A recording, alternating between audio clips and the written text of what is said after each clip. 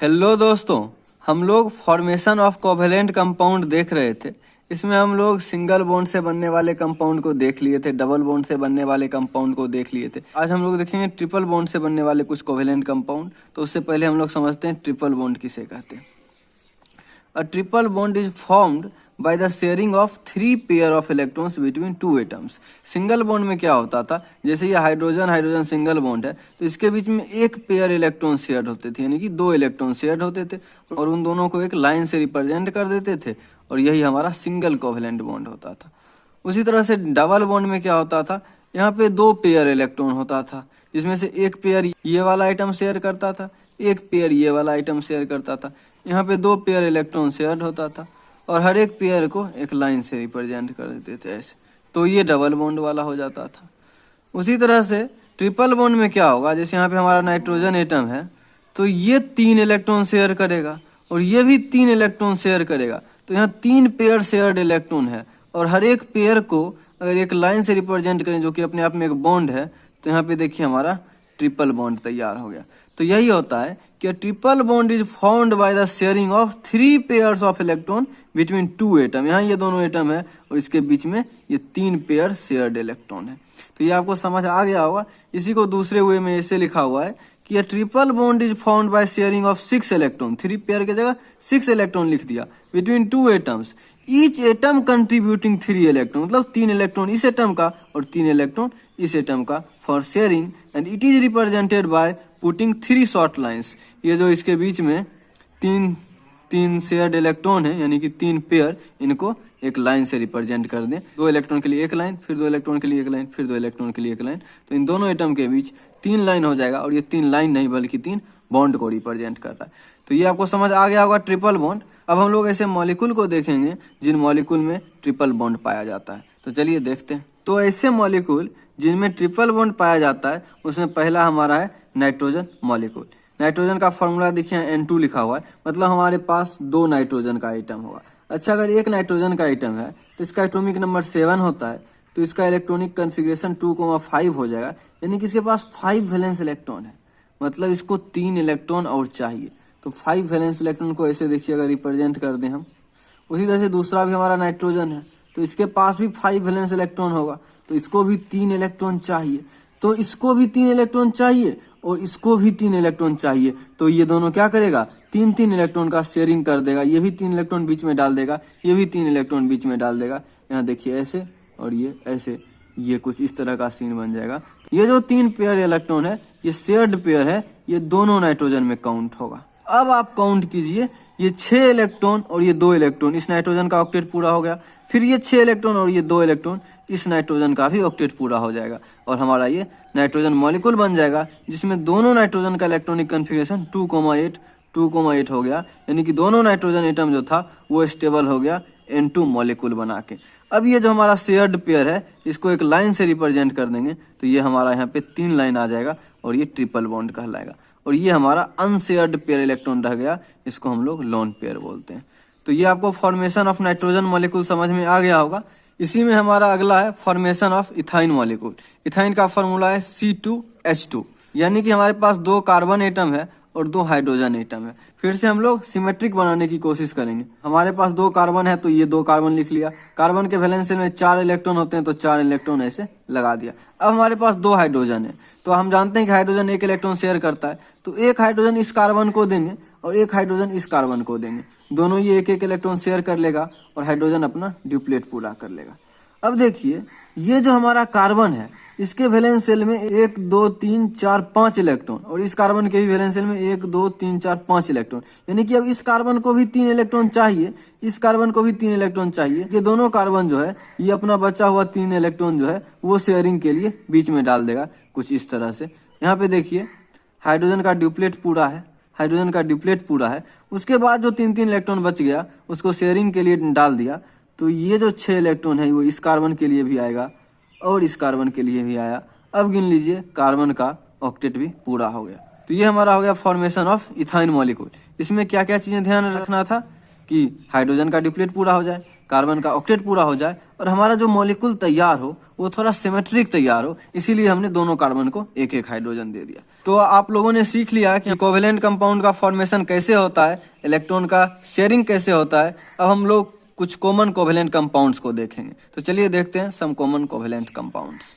तो इतना covalent compound पढ़ने के बाद यहाँ पे डिफिनीशन है कि the compounds containing covalent bonds are known as covalent compounds and covalent compounds are found by sharing of electron between atoms. इतना पढ़ने के बाद आपको इस डिफिनीशन का पूरा फील आ गया होगा कि कोवेलेंट कंपाउंड क्या होता है, कोवेलेंट बॉन्ड क्या होता है। अब हम लोग कुछ कॉमन कोवेलेंट कंपाउंड्स को देखते हैं।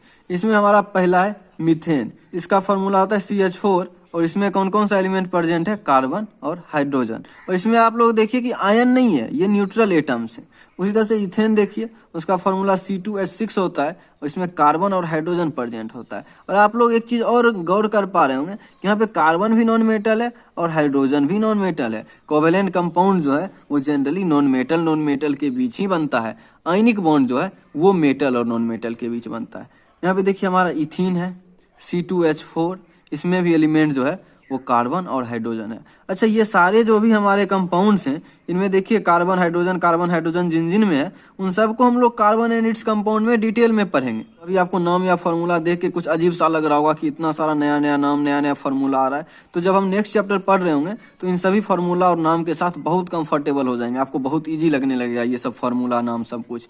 तो आप याद रखने को लेकर ज्यादा टेंशन मत लीजिए, मैं केवल कुछ कॉमन कोवेलेंट कंपाउंड से उनके नाम फॉर्मूला ये सब बता रहा हूँ, तो आप इन्फॉर्मेशन समझ के बस सुनते जाइए। उसी तरह से हमारा इथाइन है, उसका फॉर्मूला C2H2 है। इसमें जो एलिमेंट प्रेजेंट है वो कार्बन और हाइड्रोजन है। अगला हमारा वाटर है, उसका फॉर्मूला H2O है। इसका फॉर्मेशन भी हम लोगों ने देखा था। इसमें जो एलिमेंट प्रेजेंट है वो हाइड्रोजन और ऑक्सीजन है। उसी तरह से अल्कोहल का एक यहाँ एग्जाम्पल है इथेनॉल। इथेनॉल का फॉर्मूला होगा C2H5OH और इसमें हमारा एटम जो है वो कार्बन का होगा, हाइड्रोजन का और ऑक्सीजन का। उसी तरह से हमारा अगला एग्जांपल है कोवेलेंट कंपाउंड का कार्बन टेट्रा क्लोराइड। नाम से ही स्पष्ट है कार्बन होगा और 4 क्लोरीन होगा। टेट्रा मतलब 4, तो कार्बन और 4 क्लोरीन। और इसमें जो एलिमेंट प्रेजेंट है वो है कार्बन और क्लोरीन। हमारा अगला कंपाउंड है ग्लूकोज। इसका फॉर्मूला होता है C6H12O6 और इसमें कार्बन, हाइड्रोजन और ऑक्सीजन प्रेजेंट है। केन शुगर यानी कि हमारा शुगर जो होता है उसका फॉर्मूला है C12H22O11। इसमें कार्बन, हाइड्रोजन और ऑक्सीजन प्रेजेंट है। अगला हमारा यूरिया है CONH2 इसमें कार्बन, ऑक्सीजन, नाइट्रोजन और हाइड्रोजन प्रेजेंट है। और अगला है कार्बन डाइसल्फाइड CS2, इसमें कार्बन और सल्फर प्रेजेंट है। तो ये हमारे कुछ बहुत ही कॉमन कोवेलेंट कंपाउंड थे। इसमें सभी में देखिए ऑलमोस्ट कार्बन एटम जो है वो प्रेजेंट है। तो ये लगभग सभी हमको कार्बन एंड इट्स कंपाउंड वाले चैप्टर में देखने के लिए मिलेंगे, तो वहाँ पे और अच्छे से समझेंगे इन चीज़ों को। फिलहाल हम लोग आगे बढ़ते हैं। तो हमारा फॉर्मेशन ऑफ आयनिक कंपाउंड और कोवेलेंट कंपाउंड वाला पार्ट खत्म हो चुका है। एक तरह से बॉन्डिंग का पूरा कंसेप्चुअल पार्ट खत्म हो चुका है। अब बस एक ही टॉपिक हमारा रह गया है, वो है properties of ionic compound and covalent compound. तो हम लोग सबसे पहले आयनिक कंपाउंड का प्रॉपर्टी देखेंगे। इसमें पहला प्रॉपर्टी है कि आयनिक कंपाउंड जो होते हैं वो जनरली सॉलिड होते हैं, क्रिस्टलाइन सॉलिड। जैसे कि एग्जांपल में सोडियम क्लोराइड। आपको याद हो सोडियम क्लोराइड जो था वो इस तरह का क्रिस्टल था। यहाँ पे सोडियम आयन था, फिर क्लोरीन आयन था, फिर सोडियम आयन, फिर क्लोरीन आयन।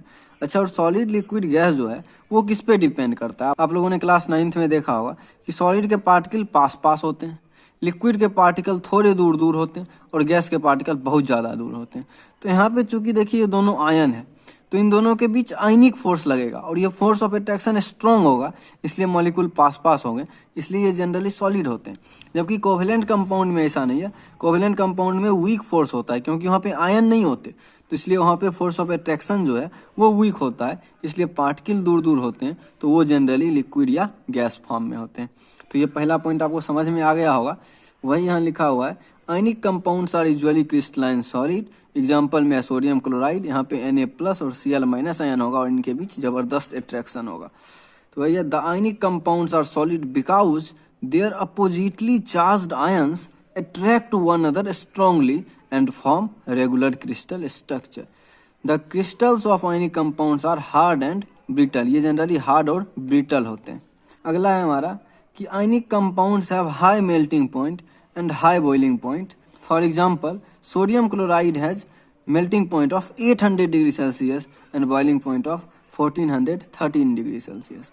तो यहाँ पे फिर से मेल्टिंग और बॉइलिंग पॉइंट में भी क्या होता है कि मेल्ट करना है मतलब सॉलिड को लिक्विड में कन्वर्ट करना है। अब सॉलिड को आपको लिक्विड में कन्वर्ट करना है तो उसके लिए क्या करना होगा, जो मॉलिक्यूल पास पास हैं उनको दूर दूर लेके जाना होगा, तभी तो वो लिक्विड में कन्वर्ट होंगे। तो यहाँ पे चूंकि अट्रैक्शन ज़्यादा है इसलिए इसको मेल्ट करने के लिए बहुत ज़्यादा अमाउंट में एनर्जी देना पड़ेगा, इसलिए जो आयनिक कंपाउंड होते हैं उनका मेल्टिंग पॉइंट हाई होता है। तो वही यहाँ लिखा हुआ है, the ionic compounds are made up of positive and negative ions. There is a strong force of attraction between a positively charged ions, so a lot of heat energy is required to break this force of attraction and melt or boil any compound. मतलब ionic compound का जितना भी property है सबका reason यही है कि ये आयन से बनता है, पॉजिटिव और नेगेटिव चार्ज से, और इनके बीच जबरदस्त फोर्स ऑफ अट्रैक्शन है, इलेक्ट्रोस्टैटिक फोर्स ऑफ अट्रैक्शन, जिसके कारण इसका प्रॉपर्टी जो है वो ऐसा है कि ये सॉलिड में होता है, इसका मेल्टिंग और बॉइलिंग पॉइंट हाई होता है। और फिर हम लोग इसका उल्टा भी बोल सकते हैं कि अगर किसी सब्सटेंस का हाई मेल्टिंग और हाई बॉइलिंग पॉइंट है तो हम लोग ये भी बोल सकते हैं कि वो कंपाउंड जो है आयनिक कंपाउंड है या उस कंपाउंड में आयनिक बॉन्ड है। तो ये हम लोगों ने आयनिक कंपाउंड का 2 प्रॉपर्टी देख लिया है। चलिए अब हम लोग आयनिक कंपाउंड का तीसरा प्रॉपर्टी देखते हैं।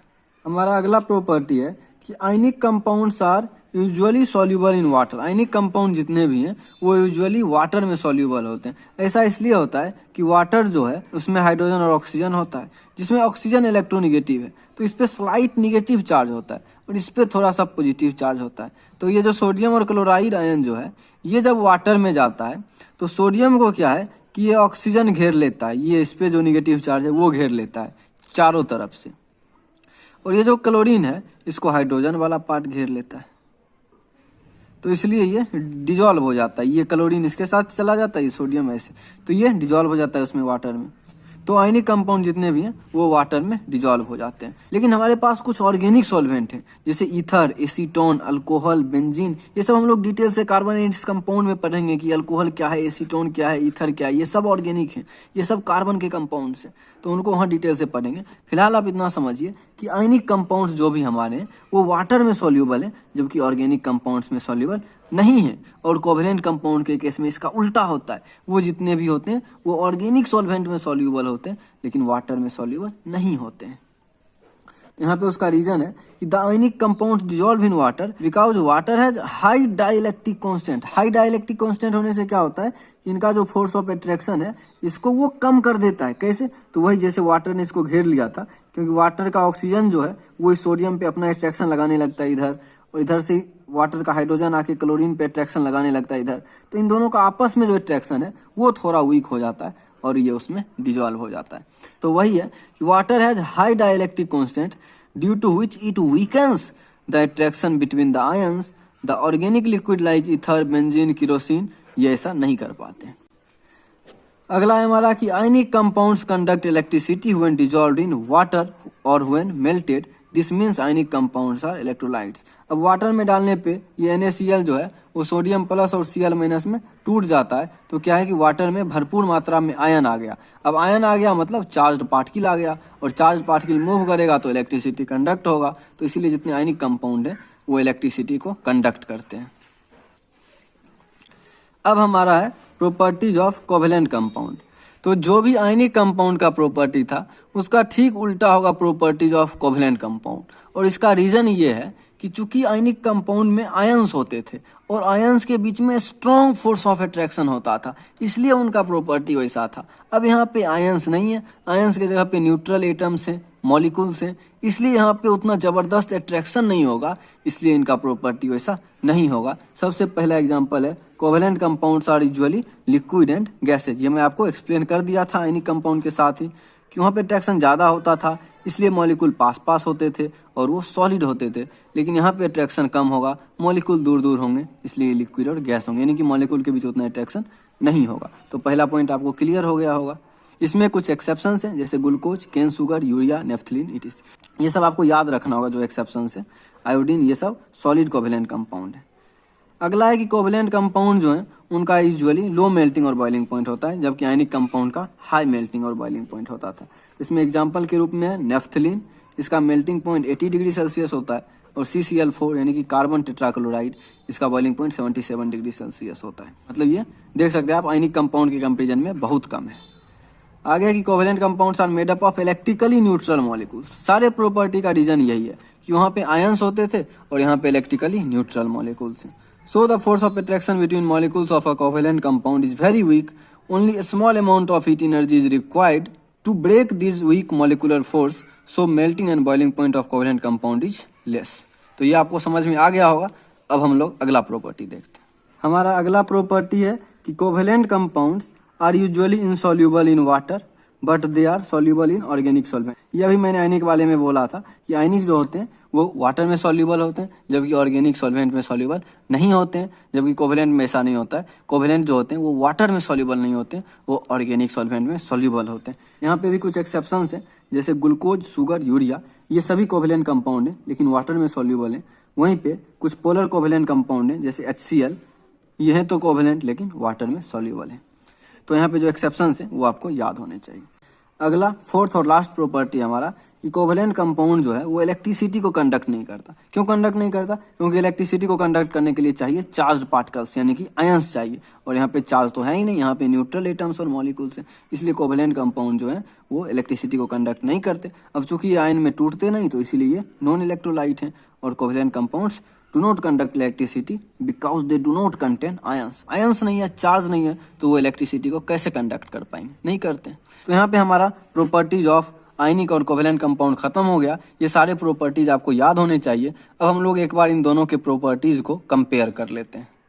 तो यहाँ पे हमारा difference between ionic compound and covalent compound, तो ये दोनों अपोजिट नेचर के होते हैं। और इसका रीजन क्या है कि आयनिक कंपाउंड जो है उसमें चार्ज पार्टिकल होते हैं, यहाँ पे अट्रैक्शन जबरदस्त होता है, और कोवेलेंट कंपाउंड जो है इसमें न्यूट्रल एटम्स और मॉलिक्यूल्स हैं तो इनमें अट्रैक्शन उतना जबरदस्त नहीं होता। इसलिए इन दोनों का प्रॉपर्टी डिफरेंट होता है, या यूं कहें अपोजिट होता है। और ये हम लोग डिटेल में डिस्कस कर चुके हैं। इसको एक बार मैं यहाँ पे समराइज कर दे रहा हूँ कि ionic compound generally crystalline solid होते हैं, जबकि कोवेलेंट कंपाउंड जनरली लिक्विड और गैस में होते हैं, कुछ कुछ सॉलिड भी होते हैं। अगला है कि आयनिक कंपाउंड का जनरली हाई मेल्टिंग पॉइंट और हाई बॉइलिंग पॉइंट होता है। रीजन फिर से यहाँ पे अट्रैक्शन ही है, और यहाँ पे जनरली लो मेल्टिंग और लो बॉइलिंग पॉइंट होता है। और आयनिक कंपाउंड जो है वो इलेक्ट्रिसिटी को कंडक्ट करते हैं, सॉलिड स्टेट में कंडक्ट नहीं करते। वो जब वाटर में हो या फिर मोल्टन फॉर्म में हो तब जाके वो इलेक्ट्रिसिटी को कंडक्ट करते हैं, जबकि कोवेलेंट कंपाउंड इलेक्ट्रिसिटी को कंडक्ट नहीं करते हैं। अगला है कि आयनिक कंपाउंड वाटर में सॉल्यूबल होते हैं, जबकि ऑर्गेनिक सॉल्वेंट में इनसॉल्यूबल होते हैं। और कोवेलेंट में उल्टा है, ये वाटर में इनसॉल्यूबल होते हैं और ऑर्गेनिक सॉल्वेंट में सॉल्यूबल होते हैं। तो यहाँ पे हमारा आयनिक कंपाउंड और कोवेलेंट कंपाउंड खत्म हो गया, और इसके साथ साथ हमारा केमिकल बॉन्डिंग भी खत्म हो गया। तो कांग्रेचुलेशंस, हमने ये चैप्टर भी खत्म कर लिया है। अब हम लोग अगला chapter carbon and its compound start करेंगे अगले वीडियो में। आज के लिए इतना ही, धन्यवाद।